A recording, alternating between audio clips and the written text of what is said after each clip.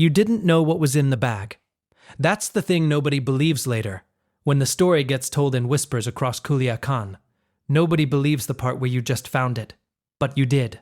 On a Tuesday morning, on the side of a dirt road outside Navolato, half buried under a mesquite bush like someone threw it from a moving car.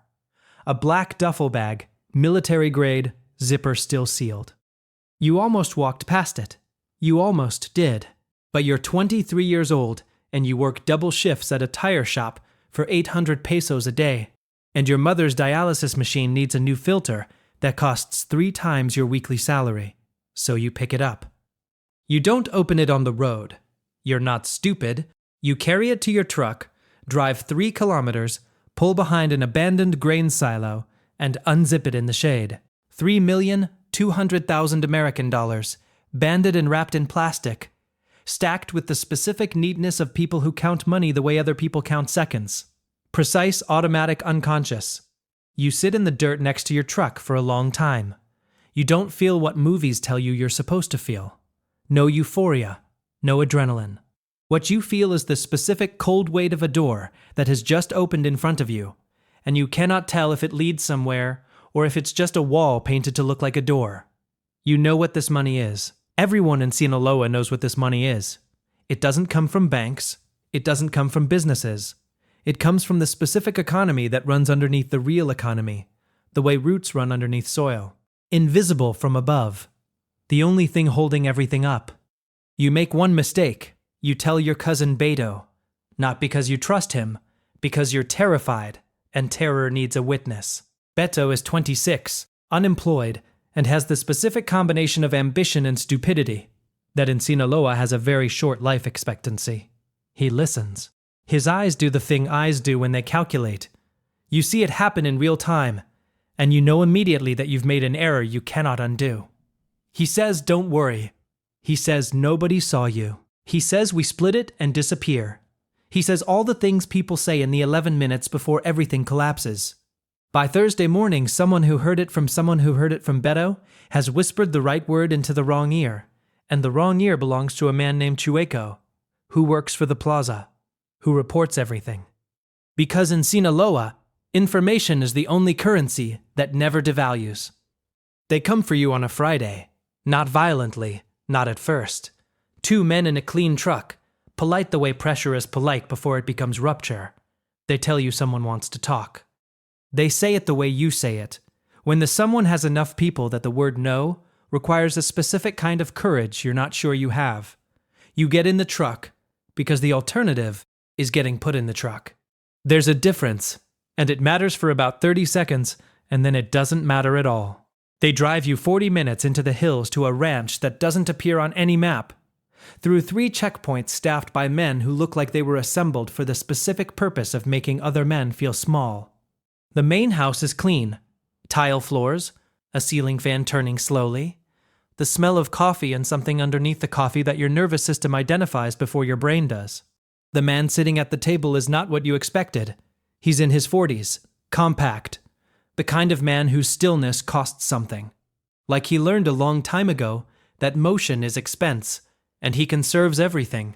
He's eating breakfast, eggs and beans and tortillas, from a clay plate. He doesn't look up when you enter. He gestures to the chair across from him the way you gesture to a chair when the person sitting in it has already been decided. You sit. He finishes chewing. He wipes his mouth. He looks at you. His eyes are the color of the Sierra at dusk, neither warm nor cold, just permanent. He says your full name, first, middle, last. The way authority says a name to demonstrate that it already knows everything, and the conversation is just a formality it's offering out of courtesy. He says, tell me about Tuesday. You tell him the truth, all of it. The dirt road, the mesquite bush, the silo, the bag. Beto, you don't minimize, you don't negotiate. Something in the room tells you that performance has no audience here. He listens without interrupting. When you finish, the ceiling fan completes 3 full rotations in the silence. He says the money was a test. Not of you specifically, of a transport route they suspected was compromised. They needed to see if the bag would move or stay. If it moved, they'd know who touched it. If it stayed, the route was clean. The money was always going to be recovered. What changed when you picked it up is not the money, it's you. You are now a variable, and in logistics, variables are either controlled or eliminated. He says he has 2 questions. First, where is the money now? You tell him. All of it. Every peso accounted for except $600 you gave your mother for the dialysis filter. Because you couldn't help it. Because she needed it and it was there. And you're human, and humanity in desperate circumstances makes terrible, beautiful decisions. He doesn't react to the $600. He writes down the address where the rest is. His second question, what are you worth? Not as a statement, as an actual question. He slides a piece of paper across the table. He says, what can you do that makes keeping you less expensive than the alternative? You look at the paper. It's blank. He's asking you to write your own value. And you understand immediately that this is the most important thing you will ever put into words. And you have approximately 30 seconds to figure out what those words are. You think about the tire shop? 8 years of it. Every make, every model, every problem that presents as one thing and is actually another. You think about the 3 times this year you identified an engine problem from sound alone that the diagnostic machine missed. You think about the fact that you've kept your mother's 2003 Suburban running for 6 years on ingenuity, and welded parts and a mechanical intuition that your boss called the best he'd ever seen in a man your age. You write, I can keep anything running, anything with an engine, anything mechanical. I can find problems before they become failures.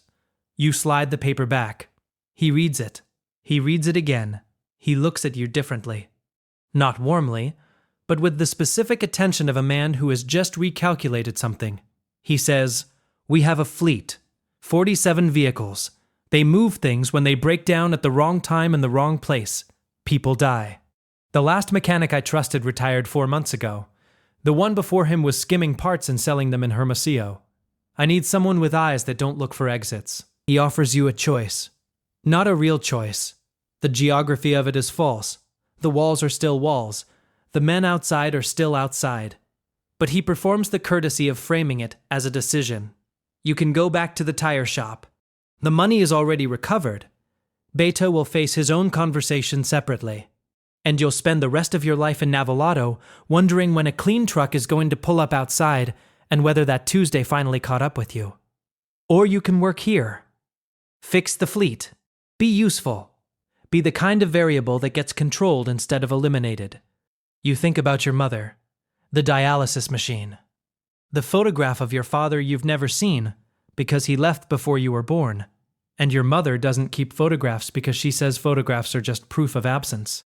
You think about what it means to be the kind of man who is found beside a road with a bag of money and survives the conversation afterward. Maybe it means something. Maybe it's a story you get to finish. You take the job. The first 6 months are mechanical and nothing else. You fix trucks, vans, 2 ambulances that are not used for medical purposes, and a 1987 Kenworth that someone drove through a military checkpoint at 80 kilometers an hour and somehow didn't destroy. You ask no questions. You learn quickly that questions here are a form of debt. Each one accrues interest, and the interest is paid in the specific currency of knowing things you cannot unknow. You keep your head in engines. You let the work be the whole world. You are precise. You are fast. You are never late and never wrong, and never absent. You become, over 6 months, something that an organization built on human unreliability desperately needs. Predictable. The man, whose name you learn is Don Fortunato, begins to trust you in increments. First, he trusts your hands. Then he trusts your judgment. Then one afternoon, he leans against a truck you're working on and talks to you for 40 minutes about a problem he's having with a supply route. He's not asking for your help. He's thinking out loud. But the fact that he thinks out loud in your presence means something has shifted.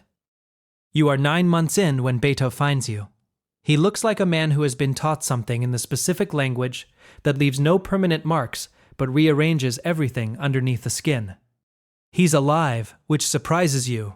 He's quiet, which surprises you more. He sits in the passenger seat of a truck you're servicing, and he says, I'm sorry. Not elaborately. Not with the performance of guilt. Just the 2 words, flat and final, the way a door closes when the person behind it has already gone. You say nothing, Because there's nothing to say that isn't also a door closing on something you can't get back. You were his cousin before Tuesday. Now you're something else. Something that doesn't have a clean name in any language you know. The moment that changes everything comes 14 months in. Don Fortunato calls you into the main house at 2 a.m. 3 vehicles are dead on a highway in Sonora. Loads aboard. Time sensitive. The mechanics who went to fix them were stopped at a checkpoint and are unavailable in the specific way people in this world become unavailable. He needs you to go. Personally. Tonight, alone.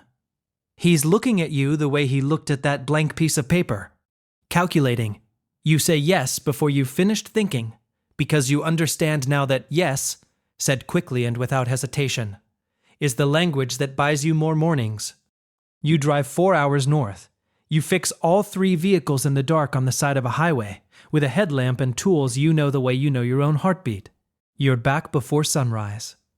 He's waiting when you return. He hands you an envelope. Thick. He says your name the way people say a name when they've decided it matters. He says I've had loyal people my whole life. Most of them were loyal because they were afraid. He says you're loyal because Tuesday could have gone differently, and you answered the blank page honestly. And you've shown up every day since, like a man who understands that integrity isn't virtue. It's strategy. He says that's rarer than the 3 million in the bag. He puts his hand on your shoulder, and you feel the weight of it, the specific gravity of being seen by someone who has every reason to look through you. Instead, you think about a dirt road outside Navolato, a duffel bag under a mesquite bush, a decision made in 3 seconds that restructured the entire architecture of your life. You didn't steal from the cartel. You found something on a road. But what you actually found wasn't in the bag. It was in the blank piece of paper you filled in with the only honest answer you had. And sometimes, in places where everything runs on fear, the most dangerous thing you can be is simply exactly who you are.